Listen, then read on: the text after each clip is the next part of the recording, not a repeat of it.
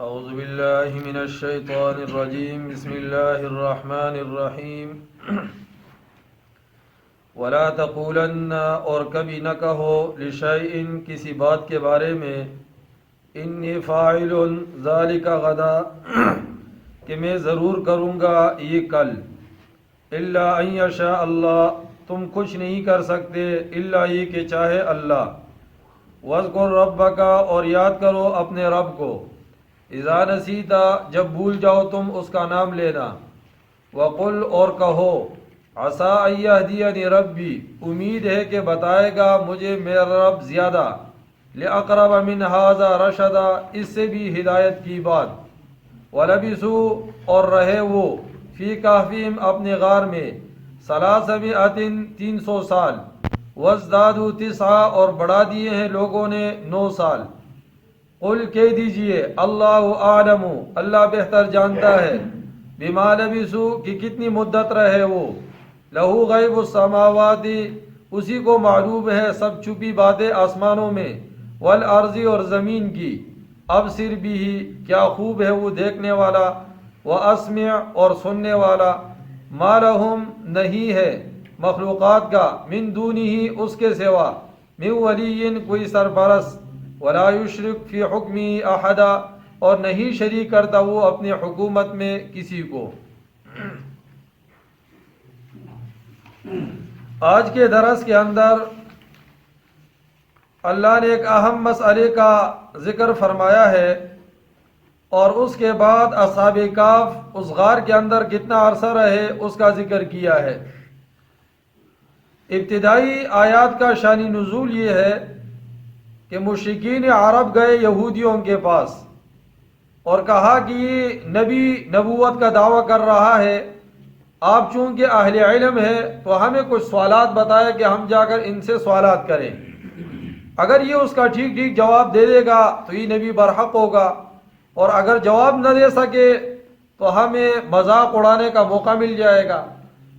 انہوں نے 3 سوالات بتائے۔ نمبر 1 روح کیا ہے، نمبر 2 اصحاب الکہف کون تھے، نمبر 3 ذوالقرنین کون تھا۔ روح کے حوالے سے سورہ بنی اسرائیل میں بات ہوئی اور باقی 2 سوالات کا جواب یہاں پر ہے۔ تو امام الانبیاء علیہ السلام سے جب مشرکین نے یہ سوالات کیے تو آپ نے فرمایا کل بتا دوں گا، کل بتا دوں گا۔ اللہ کو یہ بات ناپسند ہوئی، حتیٰ کہ مفسرین فرماتے 15 دن یا 17 دن یا 18 دن وہی نہیں آئی۔ 18 دن کے بعد جب وہی آئی تو آپ کو کہا گیا کہ ایسا مت کرو کہ میں کل یہ کام کر دوں گا، بلکہ ایسا کہو الا ان یشاء اللہ، اگر اللہ نے چاہا تو اس طرح ہو جائے گا۔ اس لیے فقہا نے لکھا ہے کہ اگر ایک شخص قسم اٹھاتا ہے کہ اللہ کی قسم انشاءاللہ میں کل لاہور ضرور جاؤں گا، اب اگر وہ کل نہیں بھی جا سکا تو فرمایا چونکہ اس نے اللہ کی مشیت کے ساتھ یہ وابستہ کیا اپنا جانا تو لہذا اس پر قسم کا کفارہ نہیں آئے گا، اور اگر اس طرح کہہ دیا اللہ کی قسم میں کل لاہور جاؤں گا اور نہیں کیا تو قسم کا کفارہ دینا پڑے گا۔ اس لیے جو بھی کام کرے اللہ کی مشیت کے ساتھ اس کو وابستہ کرے۔ روایت میں آتا ہے سلیمان علیہ السلام نے قسم اٹھائی کہ میرے 100 بیویاں ہیں، میں آج رات ان کے پاس جاؤں گا اور اس سے جو اولاد پیدا ہوگی سب جہاد کے لیے جو ہے وقف کروں گا۔ انہوں نے انشاءاللہ نہیں کہا، رات کو جب گئے اللہ نے ایک لوٹڑا سا ان کو دیا، ایک بچہ دیا، وہ بھی فالج زرہ تھا، مکمل بچہ نہیں تھا۔ حضور نے روایت میں ارشاد فرمایا اگر سلیمان علیہ السلام انشاءاللہ کہہ دیتے تو اللہ ضرور ان کے مقصد کو پورا کرتے اور سارے کے سارے لڑکے جو پیدا ہوتے سارے کے سارے مجاہد ہوتے۔ تو اللہ کی مشیت کے ساتھ اس کو وابستہ کرو۔ وَلَا تَقُولَنَّ اور کبھی نہ کہو لِشَيْءٍ کسی بات کے بارے میں انی فاعل کہ میں ضرور کروں گا یہ ذالک غدا کل کے دن الا تم کچھ نہیں کر سکتے مگر ان یشاء اللہ کہ چاہے اللہ، جو اللہ چاہتا ہے وہی ہوتا ہے۔ ہمارے تبلیغ والے بول بول کے تھک گئے، جو اللہ کرتا ہے وہی ہوتا ہے، جو مخلوق کرنا چاہے اور اللہ نہ کرنا چاہے وہ نہیں ہوتا، وہ نہیں ہو سکتا۔ ہمارے یار لوگوں نے کہا جیسے اللہ اور رسول چاہے، تو رسول کو اللہ کے ساتھ شریک ٹھہرا دیا۔ حضور کی خدمت میں شاہ ہے، روایت میں آتا ہے کہ جیسے اللہ چاہے اور آپ چاہے، آپ غصے ہوئے، آپ نے فرمایا اجعلتنی للہ ندا، آپ نے مجھے اللہ کا شریک ٹھہرا دیا ہے۔ قل ما شاء اللہ وحدہ، کہو جو اللہ چاہتا ہے اکیلے وہی ہوتا ہے، جو پیغمبر چاہتے ہیں وہ نہیں ہوتا۔ پیغمبر تو چاہتے تھے کہ میرے چچا کو ایمان مل جائے، لیکن وہ بغیر ایمان کی دنیا سے چلے گئے۔ پیغمبر تو چاہتے تھے کہ سارا عرب جو ہے وہ اسلام میں داخل ہو جائے، لیکن ابو جہل اسلام میں نہیں داخل ہوا۔ پیر ذوالفقار صاحب نے لکھا ہے کہ حضور 3000 دفعہ دعوت کے لیے ابو جہل کے گھر گئے۔ سامنے حضور کی پیدائش کی جگہ ہے، وہاں عرب نے ان کے شان، حضور کے شان کے مطابق وہاں مکتبہ بنایا، اور وہاں سے جب حضور نکلتے تھے تو راستے میں ابو جہل کا گھر آتا تھا، وہاں عربوں نے ان کے شان کے مطابق بیت الخلاء بنائے۔ وہاں سے حضور پھر آتے آگے صفا مروہ سے ہوتے ہوئے بیت اللہ میں آ کر جو ہے وہ عبادت کرتے تھے۔ وَاذْكُرْ رَبَّكَ، اور یاد کرو اپنے رب کو، اذا نسیتا، جب بھول جاؤ تم اس کا نام لینا۔ جب یاد آ جائے تو اللہ کو یاد کرو۔ نماز کا بھی یہی مسئلہ ہے۔ حضور نے فرمایا جس وقت تمہاری آنکھ لگ جائے سو جاؤ، انسان کے اختیار میں نہیں ہوتا، انسان سو جاتا ہے بعض دفعہ۔ فرمایا جب تمہیں یاد آ جائے تو نماز پڑھ لو۔ امام کی آنکھ لگ جائے تو لوگوں کو کچھ ہو جاتا ہے، انسان ہے۔ حضور ایک سفر سے واپس آئے، آپ نے کہا ہمیں کون جگائے گا، تھکے ہوئے ہیں۔ بلال رضی اللہ عنہ نے کہا یا رسول اللہ میں جگاؤں گا۔ محدثین کہتے ہیں یہ میں اللہ کو بڑا ناپسند ہے، انہوں نے کہا میں جگاؤں گا۔ تھوڑی دیر کے بعد کھجاوے کے ساتھ انہوں نے ٹیک لگائی، اللہ نے ان پر بھی نیند کو مسلط کر دیا، حتیٰ کہ سورج نکلا، اس کی شعاعیں جب حضور پر پڑی تو حضور اٹھے۔ حضور نے فرمایا بلال یہ کیا ہو گیا ہے؟ فرمایا جس اللہ نے آپ پر نیند کو مسلط کیا تھا اسی نے میرے اوپر بھی کیا کر دیا ہے، مسلط۔ حضور نے فرمایا آگے چلو۔ وہاں نماز نہیں پڑھی، وہاں اس لیے نہیں نماز نہیں پڑھی کہ اس وقت مکروہ وقت تھا۔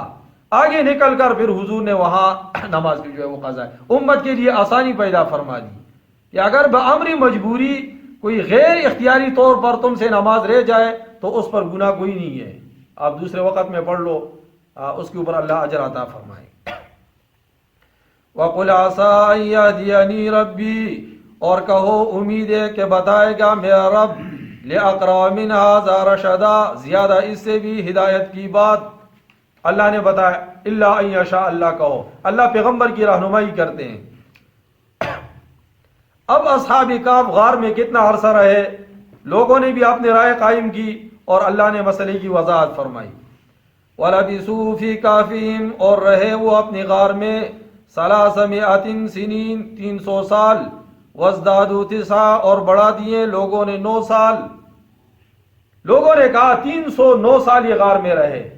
اللہ فرماتے ہیں اس سے تمہاری کیا غرض ہے؟ لوگ فضول باتوں میں مبتلا۔ وہ امیر بجلی گھر صاحب سے کسی نے پوچھا کہ ابراہیم علیہ السلام کے زمانے میں آپ کے بیٹے نے جو دمبا ذبح کیا تھا اس کا گوشت کس نے کھایا؟ اس نے کہا تمہارے باپ نے کھایا ہے۔ اس بات کا کیا معنی ہے؟ جو کام کرنے کا ہے وہ لوگ نہیں کرتے، اور جو کام نہیں کرنے کا ہے وہ لوگ کرتے ہیں۔ پھر کہتے ہیں مولوی صاحب کے پاس اس کا جواب نہیں تھا۔ مولوی صاحب اس کا جواب کہاں سے لائے؟ وہ تو 1400 سال بعد میں پیدا ہوئے ہیں، اور یہ تو 1400 سال بھی پہلے کا واقعہ ہے۔ اچھا، قل اللہ، کہہ دیجئے اللہ پاک عالم، بہتر جانتا ہے، بما لبثوا لہ، کہ کتنی مدت رہے وہ۔ اللہ نے تو ہمیں کوئی بات نہیں بتائی کہ وہ کتنا عرصہ رہے۔ لوگوں نے کہا 300 سال رہے۔ غیب السماوات والارض، اس کو معلوم ہے سب چھپی باتیں آسمانوں کی اور زمین کی۔ ابصر بھی، کیا خوب ہے وہ دیکھنے والا، واسمع، اور سننے والا۔ وہ بڑا عظیم الشان رب ہے، وہ خوب سنتا بھی ہے اور خوب دیکھتا بھی ہے، اس سے کوئی چیز مخفی نہیں ہے۔ انسان تھوڑا سا غور و فکر کرے اللہ کی نشانیوں کے اندر، تو اللہ کی ذات سمجھ میں آتی ہے۔ یہ ذرا باہر نکلو، دیکھو آسمان پر کیسے ستارے چمک رہے ہیں، یہ ستارے نکالنے والی ذات کس کی ہے؟ اللہ کی ہے۔ یہ اتنا بڑا آسمان جو کھڑا کیا ہے بغیر ستونوں کے، چھوٹا سا چھت کھڑا کرتے ہیں اس میں 10 پیلر لگاتے ہیں، اللہ نے اتنا بڑا آسمان بغیر ستونوں کے کھڑا کیا، یہ کوئی ذات ہے پیدا کرنے والا؟ اللہ قدرت کی نشانیاں بتاتے ہیں۔ یہ کچھ دن پہلے سامنے رشید صاحب کا بیٹا رات کو دوڑتا ہوا ہے، بینگن لے آیا، کہتے ہیں گھر میں بینگن جو ہے لگایا ہے، یہ ہم نے چوری کے ساتھ کاٹا ہے، دونوں طرف جو ہے اللہ کا نام لکھا ہوا ہے، اس کو ہم کیا کریں؟ اور چونکہ یہ خط تو میں جانتا ہوں، خط ثلث جو ہے یہ میں نے سیکھے ہیں خطوط، تو باقاعدہ خط ثلث کے ساتھ جیسے ہم خط لکھتے ہیں ہم سے زیادہ اچھا اس میں لکھا ہوا تھا۔ تو یہ بینگن کے اندر لکھائی کس نے کی ہے؟ تو اللہ نے کی ہے، کوئی کاتب نے آ کر وہاں لکھا تو نہیں ہے۔ تو میں نے کہا اس کو پکا کر آپ کھا لو، پکا کر کھا لو، بابرکت چیز ہے۔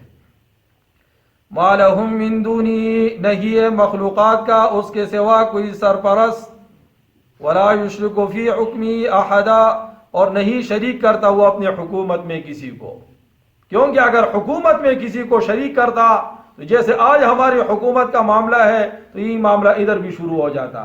ایک خدا کہتا میں نے بارش برسانی ہے، دوسرا کہتا تو ذرا ٹھہر میں نے نہیں برسانی، میں نے آج دھرنا دینا ہے، تو یہ زمین میں فساد ہو جاتا۔ لو کان فیہما آلہۃ الا اللہ لفسدتا، قرآن کہتے اگر اللہ کے علاوہ کوئی اور الہ ہوتا تو زمین میں فساد ہو جاتا، کیونکہ ایک الہ غالب ہوتا دوسرا مغلوب ہوتا تو وہ الہ نہیں بن سکتا پھر، اس لیے اللہ اپنی حکومت میں کسی کو شریک نہیں کرتے۔